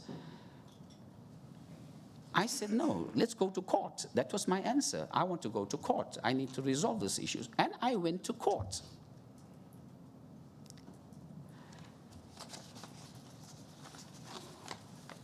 This is what the investigators give you. The investigator gives you his card. It's either a Van Heerden or a Van Tonder, or it's one of the fans. They come there. They are all ex-policemen. They have no discipline, no principles in their methodology. There is an FMU. This is what these are the Board of Health funders have a policy of how an investigation should take place. Certainly, they do not follow the rule book. They do what they choose. But interestingly, at that point in time, they were actually not only, they were getting 36 to 37%, other than over and above their salary. If they brought in 100,000 rands, 36 to 37% went to the team that brought in that money. So their intent was to get maximum out of you. Anyway, when I chose to go to court, they started visiting patients and started trumping up charges. And like you said, they have no medical expertise. They have no medical knowledge. So they will ask a patient, the doctor gave you medicine A. Did you go for this illness for backache to the doctor? The patient says, no, I had tonsillitis, so the doctor gave me that medicine for pain. So they go on to write that the patient did not see the doctor for a backache. All these affidavits that they so-called got from my patients were affidavits without a commission of oath present. They took statements, they drew the statements in the room, they came back, gave the patients the statements and asked the patients to sign, then got it commissioned in their offices. I managed to find, or by luck, I found 2 affidavits of my patients dated back then, which I will give to you guys. All right. May I just ask a question, because you went quite fast over it, but you said that the team doing the investigation got paid a percentage. At that point in time, and I know this from another case that went to High Court, where a doctor, unfortunately, he lost because of Section 59, because at High Court it was then, and that's where it came about on that case. I can't recall that case now. So what, just give us a time frame for that so we understand. That was around about, this probably took in the year 2000, 2001, 2002, somewhere around there. And that in that documentation, it was said that they got fees of 36 to 37%. Okay, so that was, it's not just hearsay, I've taken it from the notes of that case. And that case, I think probably we'll find in some of files. Yeah. Anyway, the people, you'll hear names like Fiona van Zyl, you'll hear names like Lynette Swanepoel, but there was one miserable character. If I had a gun, I'd probably want to shoot him even today. He was a medical doctor, and his name was Dr. Engelbrecht. He was their kingpin. He was the one that called the shots. He was the one that was the most arrogant and most difficult from the lot.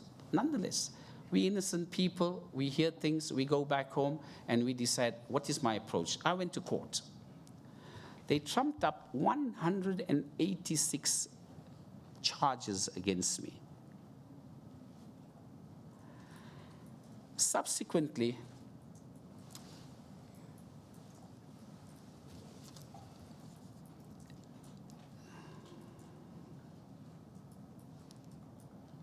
they came to my rooms with a warrant of arrest one day. It was a Friday, I recall.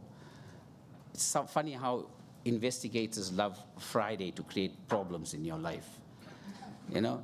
So they thought probably they'll have me kept in prison for the weekend, because they came in there with charges of fraud. They uplifted all my computers. And my computers were the same thing they had already knowledge of, because that's what I referred my claims through. Probably they got their averages better, you know, if they did their work right. They would probably know exactly what percentage of which patients I saw from which medical aids. Nonetheless, we went to court, and by that time, you know, you start getting depressed. In the interim, again, I was living on hope that I know I didn't do anything wrong. I know my money will come back to me. So I continued providing the service. And I continued spending my pocket money to purchase medicines to give to my patients. And during all this time, the money was not given to the client, nor was it given to me. It was kept and withheld by MedScheme. That's the difference. The problem went on. In March of 2003, I had to apply for bail. So I went to court, and thereafter, I went to court several times, costing me money each time. I went to court, I think probably about between 11 and 13 times, maybe, to the court, and standing like a common criminal amidst everyone, because I chose to prove my innocence. And each time, it's postponed because they don't have enough evidence. It's postponed because they don't have enough evidence. And interestingly, you couldn't get a magistrate from town because most magistrates were my patients. So you had to get outside magistrates. So they got a magistrate from Durban each time. Anyway, but the interesting thing is, from the 186 charges, the senior prosecutor, he was not known to me. The senior prosecutor came up with this finding.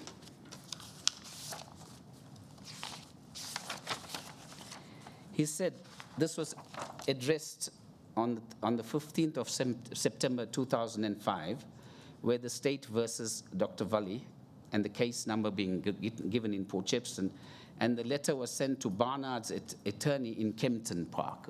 They represented MedScheme at that time. And it says, please be advised that after carefully considering all the facts in this matter, and after consulting with the state witnesses, I have decided not to prosecute the accused. My decision is based on the fact that although there is prima facie case against the accused, there is no reasonable prospect of a successful prosecution. I have consulted with the witnesses in this matter and of the opinion that the evidence will not stand in court. Now, some of the problems I found with them are the credibility of the patient. Memory. The patient said that the investigators pointed out to them where the investigators thought false claims were submitted. Some witnesses say that they did go to the accused on the dates they pointed out as so-called false claims, which the investigators pointed out to them as false claims, for consultation, but they did see him, whether it be for 5 minutes, but they did not consider this to be a consultation. The patients thought so. And last one, that there's possible support for the accused's version. Now, each time these so-called trumped-up charges were brought forth,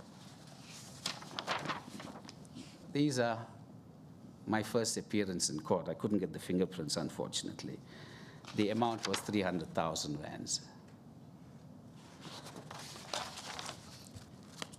I've got affidavit from 2 patients, which I think may be lengthy if I'm going to, or would you like me to read them out? Would you like me to read them out? The one says that this is by a female called Tapsila Anagreta Mkunu, and she says that on the 28th of May 2003, 2 white gentlemen came to my office and told me that they were from MedScheme investigating Dr. Valley. I told them I would not be able to assist them as I was very busy. They then left. At about 1 p.m., they came back and asked me to come with them to a place where there'll be no interruptions.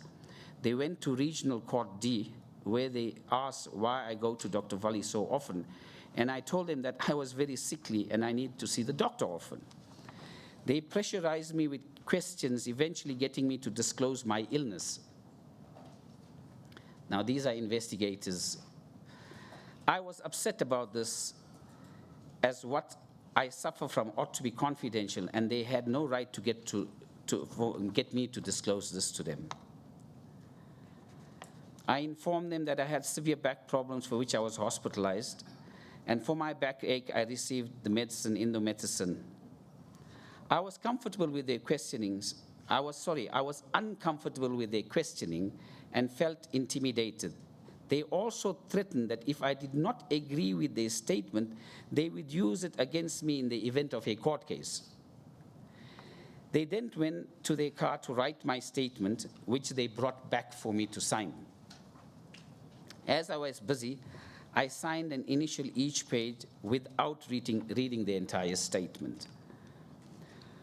On the 30th of March 2004, a black gentleman came to my office and informed me that he was from MedScheme. He presented to me an affidavit and requested that I change some statements which I made the first time and must sign an initial each page. This man did not show me the entire statement and instead only turned the corners of the page requesting me to sign an initial. However, a quick glance at the statement showed a sentence: I did not receive the medicine Clindarhexyl Orolate tabs from the doctor. This is a lie because I received both those medicines for my sinus and my back problem. I told the gentleman that I would inform my doctor about this, and he told me not to ever go back to Dr. Valley, and in the event that I am sick, and I must go to another Dr. Desai. Now, this is what they advise patients, not to come back, and this is how they damage you. I was suspicious and also busy, so I requested that the gentleman come back after lunch. The men left, and I never saw him thereafter. This is all I have to say, and signed. The other one is almost similar to this.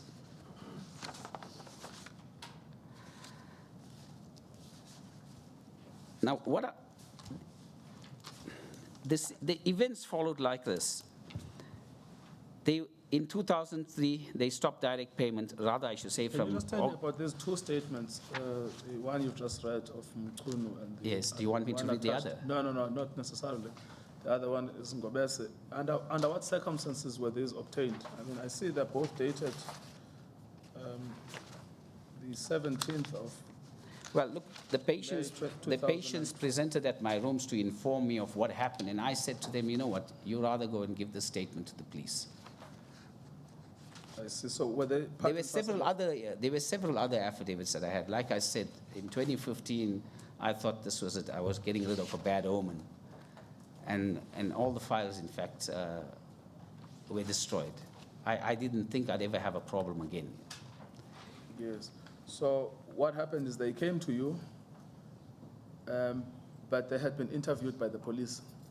They had been by the so-called investigators. Okay, by These are Med Med Schemes investigators. I see. And then you asked them, because they've got a police I then letterhead. asked them to go to the police station and write an affidavit to that effect of what transpired. This is what they have said, basically. All right. Now, the things that happen is, first, they withheld my payment, right? And in order to survive, things were getting tough now. I had no money coming into I had no resources. So I offered to sell my practice, and I sold my practice to an associated practice called Imam Din Duma, and they asked me to help out doing the locum while Dr. Imam Din, who was based in Cape Town, was making preparations to come down to Port Shepstone. He couldn't just leave there because he was contracted to the state. Subsequently, they started paying on the new practice number, but when they found that I was the locum doctor, they stopped money immediately. Again, not giving it to the patient, nor giving it to the practice. I was subsequently forced to take back my practice.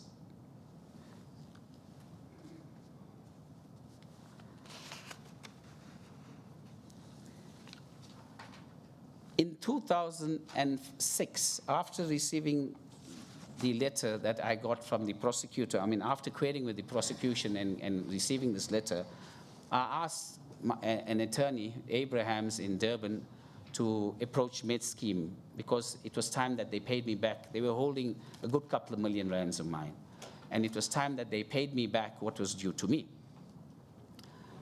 So he went on a negotiation spree. I really don't know what transpired. All I know that I was paying for senior counsel, 20,000, 30,000 each time. And eventually, they held back. Med Scheme paid a small portion of it. The attorney took the biggest portion of what was coming in, and I probably got a very minute portion for myself. At that point in time, I realized that really they were following the legal channel was a hopeless channel. But I must also admit, during this time, I came to learn, because I spoke about what transpired with me, and I learned from my colleagues about how money was extorted from them by Med Scheme. And it became a 2-year cycle for the same colleagues who were extorted the first time. 2 years later, they'll get a visit. And each time the amounts start varying. So it becomes like a repetitive cycle. They know who are the guys that will pay. Now, the question was asked as to why is it that the doctors are made to settle. It is when these investigators come to you, they will tell you straight, the police do not know how to investigate. We will do the investigation. In my case, they did the investigation. They presented it to the police. But the investigation was flawed. So the vast majority of the people preferred that they pay the extortion fee. The reason being, at least payments will not be stopped. After my attorney got the payment, which was a meager amount, Med Scheme then applied Rule 59.2. During this time now, I needed to earn money. In 2004, my daughter needed to go to university. In 2003, my twin needed to go to university. And 2 years later, my other son needed to go to university. So I started working extremely hard. I was working extremely hard initially, but now medical aids were not paying me, the vast majority of them. So I started doing sessions for state hospitals, not at one. I did sessions at several state hospitals. I used to assist in theater work. I stopped doing theater work myself simply because I won't get paid. So I would rather go and assist a surgeon and he'll collect on my behalf and pay me. And this is how it went on. And you ran your small private practice on the basis of those medical aids that would come to you that would pay you. The rest of them you lost as clients for two reasons. One is medical aid won't pay you, and if the patient wants to see you, they need to pay cash. 2 is they were asked and told by these investigators that I am corrupt and they should not come to me. So from 2005 onwards, they applied Rule 52. And this continued. I worked in the casualty. If I saw a med scheme patient never had money. They come in trauma. They come in with heart attacks. They come in with sick children. So I would see them with the hope that they would pay me cash. Truthfully, I never saw the money. Again, I billed the medical aid. I never saw the money. If I gave the patient the bill to claim and pay me, I never saw the money. So I was getting kind of claustrophobic. And with this, the depression, but worse is the anxiety that comes in. It kills you. To date, I think my biggest nightmare is my anxiety disorder that I've inherited from all this post-traumatic stress disorder, secondary to this investigation that took place. Secondly, to the fact that I had to stand in court so many times, like a common criminal. It's not something I would wish upon my enemy. Nonetheless, I continued to practice. And after the Sechaba case, that was in 2016, in October 2016, then from January 2017, now I should go back. When MedScheme took over the administration of GEMS at the beginning of 2014, until then, GEMS paid me wholeheartedly. But the moment they took over the management of GEMS, which was a not very long period of time, I think it was called My Care, again, they applied Rule 52. I was not paid from January until the middle of April. I wrote several letters. Eventually, they started paying me, but I don't think it was, MedScheme had by that time, I think, fallen out of GEMS, and GEMS took the decision to pay me, which was fine. In 2016, they took over the management of PolMed. From January 2016 until end of June 2016, again, they did not pay me. Now, like I said, some of my patients are generals in the police. So I had high-ranking officials, some were senior people in POP crew.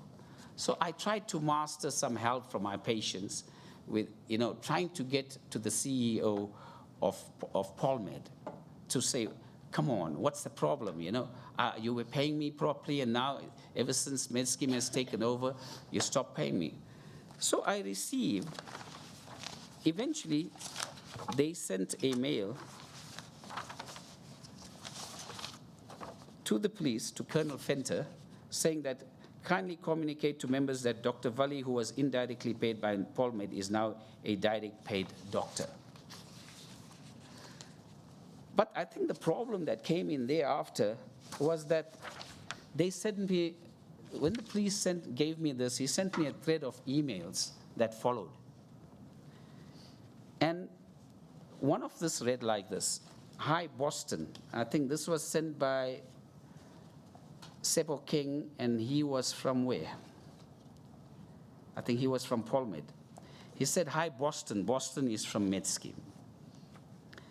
The aforesaid service provider was placed on indirect payment by MedScheme, having issues with him in other schemes that they are administering.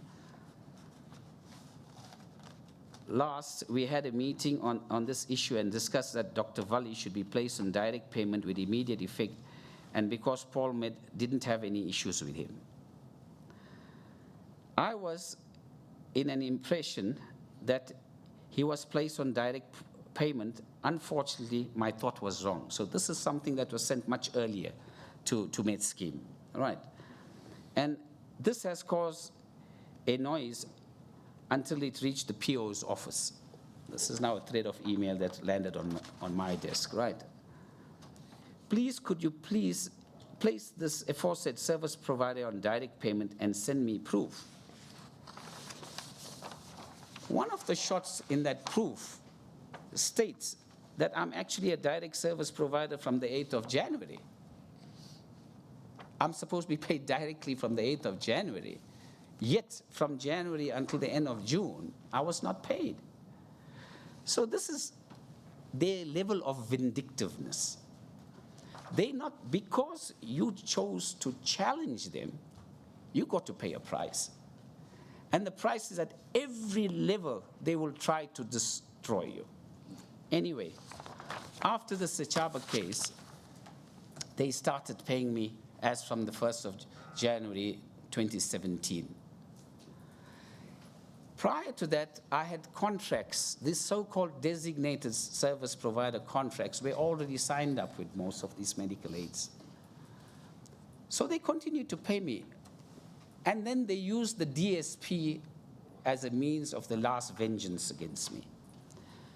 As from March 2018, they canceled all my contracts. Now, the question again was asked here, is there fairness in a designated service provider's contract? There's no fairness. If you are non-designated, you get paid far less than a designated service provider. Number one. Number two, if you are not contracted, you get far less visits. They allot X number of visits, not the full medical aid visit that they allowed to, because you are not contracted to them.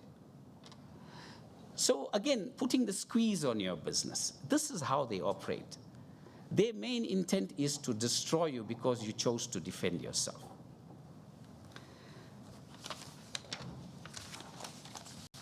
The one question that was asked earlier,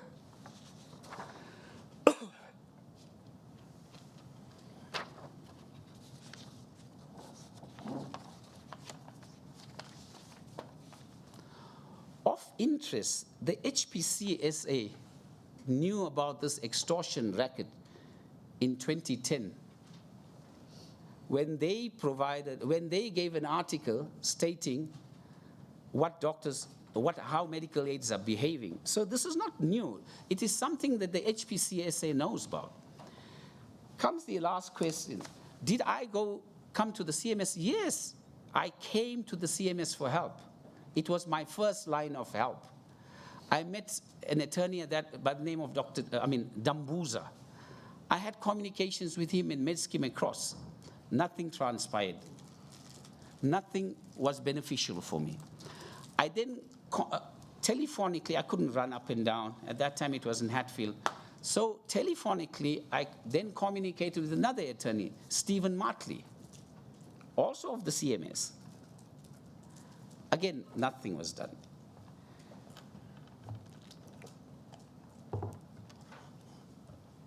The person, unfortunately, the Rule 59.2 has been a thorn in everyone's flesh. The keepers of the law is the CMS. And they themselves did not understand the law.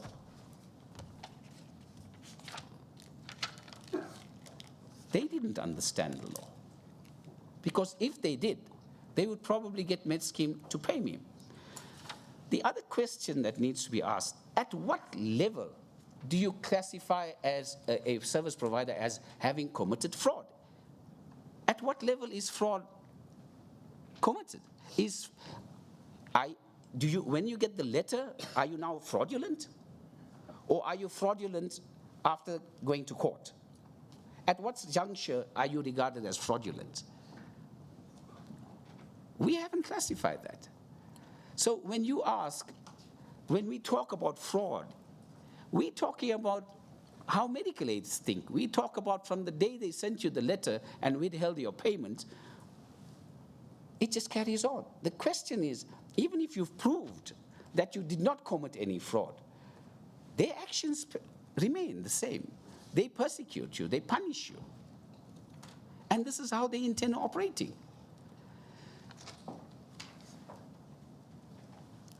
Sorry. Okay. The last thing I'd like to say,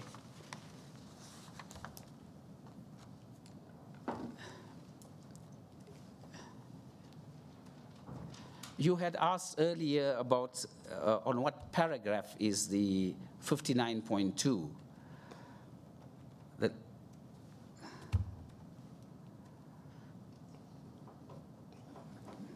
What paragraph of Sachaba? Of the Sachaba case. It's actually paragraph 25. Sorry, I just found this now. Just to highlight something, and I think this is important.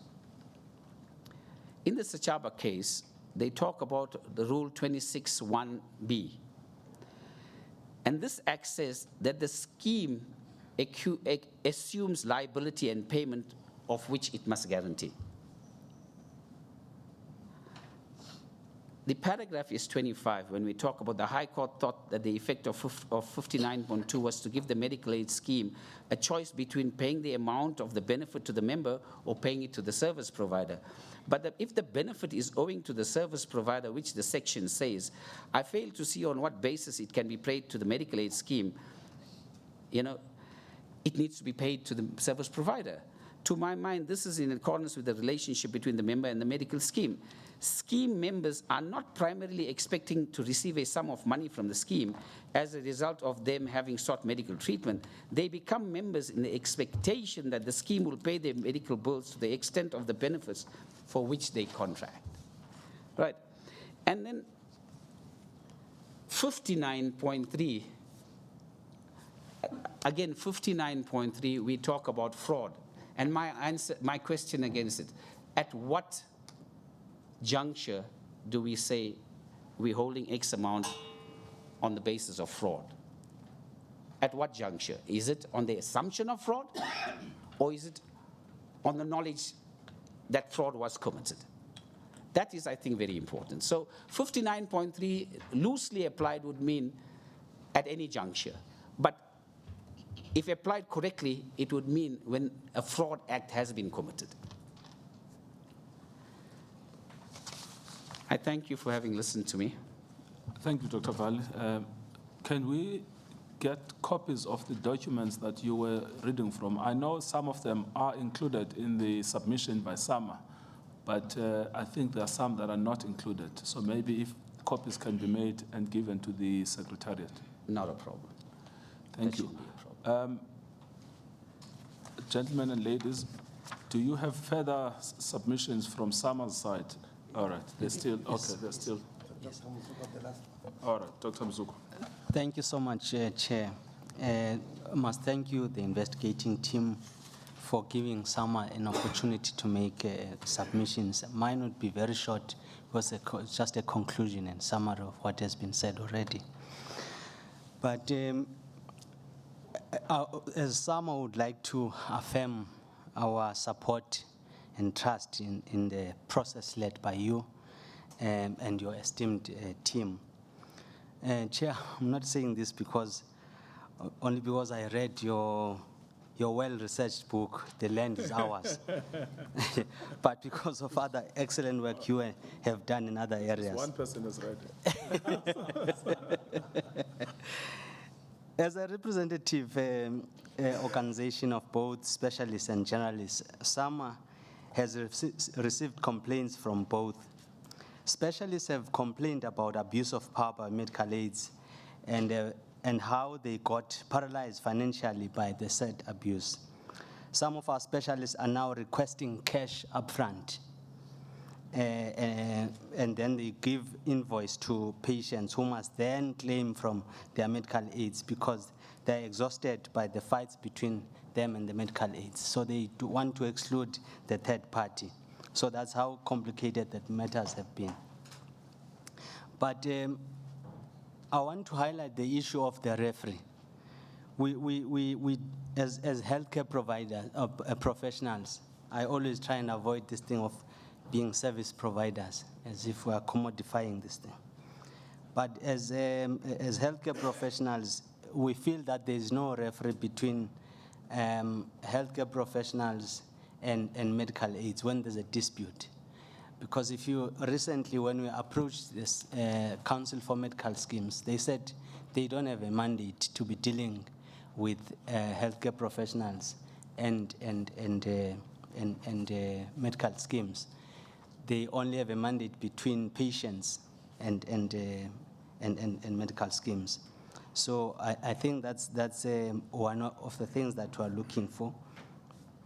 And also, this direct payment to medical aid members, I want to submit to this investigating team that it is a violation of the doctor-patient relationship, where a doctor must now act as a debt collector instead of focusing on disease management. And this places unnecessary administrative burden on healthcare professionals. We're already doing lots of, should I say, charity work for medical schemes, because in most cases we don't get paid for that. Administrative work, which I sometimes think is charity work. The investigation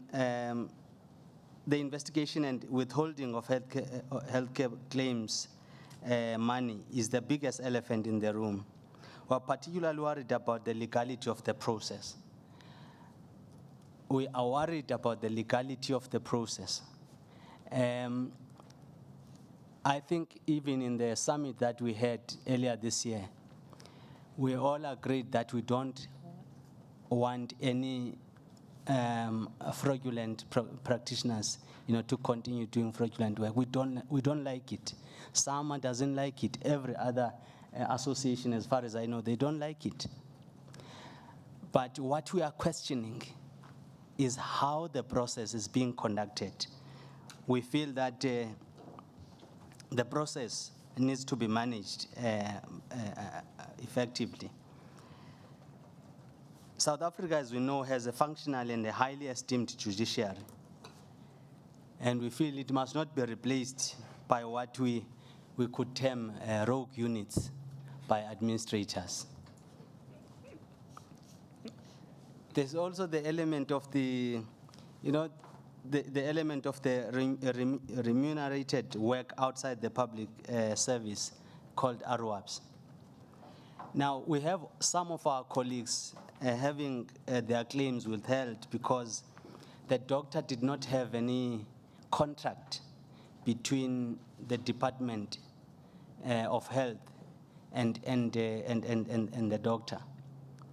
And we know that in that policy, RWAP says in that policy, if after 30 days of making an application, there is no response, you take it as you are granted permission. But now when you don't have that contract, medical aids, they withhold payment. They say, but you also doing sessions in government. But the challenge is that I would expect from a healthcare professional that medical, it would be government would say, you've made money out using my time, give me that money. But it's not the government that is doing that, it's medical aids. So I think there's a problem with that. So I think in conclusion, we would welcome a very fair process of listening to both funders and the healthcare providers, and iron out all these problems, especially also this relocation of patients to other service providers, regardless of a long relationship that exists between healthcare professionals and that particular patient. So we believe that this process would assist in managing this deteriorating relationship between us and the schemes. Thank you so much, Chair, and the team. Thank you very much. It remains of me then to thank Sama for being present today and making your presentation. And thank you, Dr. Valley. You say you are 62, but it's not your birthday. But, but thank you for your impassioned and thoughtful presentation this morning. It will enrich the work that we will do. We will adjourn. I think the next submission is from the Independent Practitioners Association Foundation. They should have started at 11:30. Someone else ate their time. No, so you told 2.5 hours. Okay, well, all right, that's fine. So you made 2.5 hours. Anyway, so let's take an adjournment for 15 minutes and then come back to listen to IPOF. Thank you.